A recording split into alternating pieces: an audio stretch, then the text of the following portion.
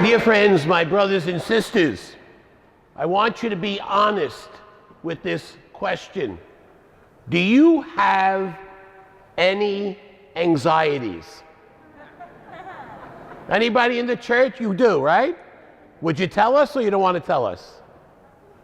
You want to tell us? Go ahead. Tell us what your anxieties are. I have anxiety about everything. If I'm late to work 5 minutes, I start stressing out about the wedding. Okay. Did you hear that? If she's late for work 5 minutes, she starts stressing over it.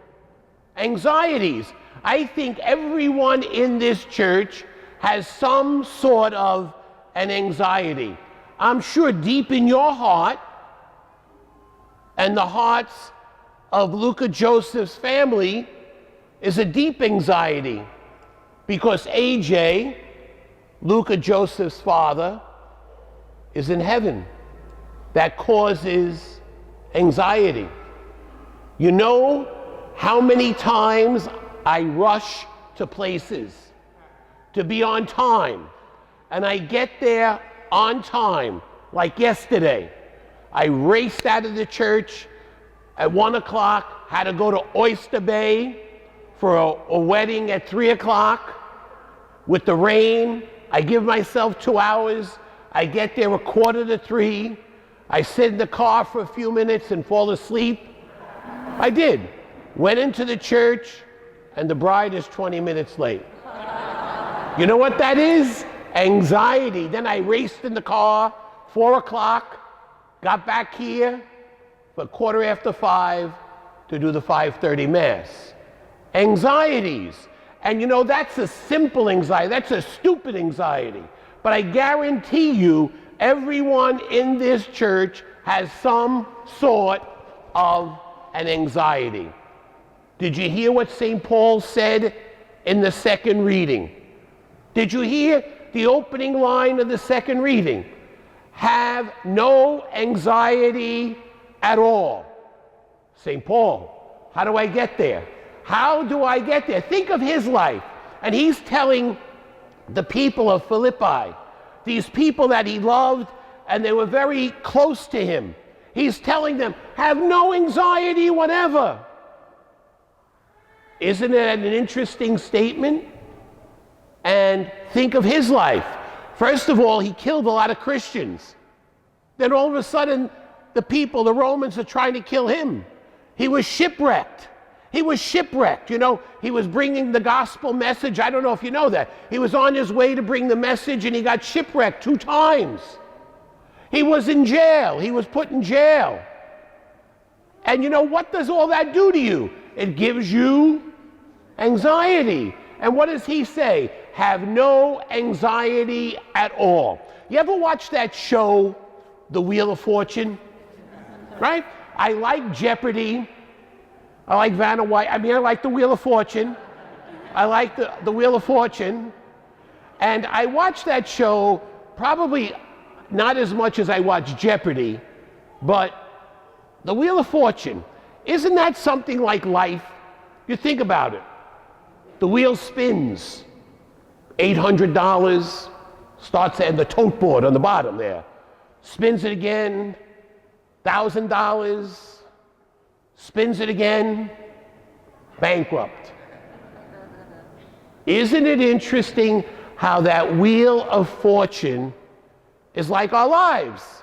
Spin the wheel. Oh, we're on the top of the world. Wow, what a great day today, right? Oh, everything is wonderful. Yesterday, it was, I don't want to use the word in church, ugly. Isn't that like our lives? Sometimes we're right on the top, and then other moments we are bankrupt. But look at the spin of the wheel. What part never moves? What part never moves of that wheel? The center. The wheel spins, but the center is always constant. What does that say to us? There needs to be a focus. There needs to be a center for our lives. And if we have a center, we have it all. In the Middle Ages, they had a wheel of fortune. And who was the wheel center? Jesus. Keeping your focus and your center on Jesus. I got a little cartoon. Somebody cut this out. It's a great cartoon. Soup to nuts. I don't know, do you read that? This is the first time I really got it. Listen to the story, the cartoon. A wedding, a preacher like me. A wedding took place in Galilee. The Lord and his disciples attended. Next one. When the wine was gone, Jesus' mother said, "They have no more wine." Next one. Near there were 6 jars of water, and Jesus said, "Draw some out and serve it to the master of the banquet." Next one. They did so, and the master tasted the water that had been made wine, and he said, this was the best wine he ever tasted. Next one. The preacher gets up and says, "What lesson can we learn from this?" The people answer, "If you're going to have a wedding, make sure you invite Jesus." What does that say to us? We need to invite Jesus in. And if we invite Jesus in, we have no anxiety. We need to invite him in. Do we truly invite Jesus in? My brothers and sisters, what are your anxieties? Money problems?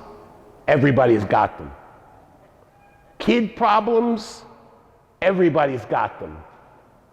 Drugs and alcohol? Everybody's got them. Difficulties in relationships? Everybody's got them.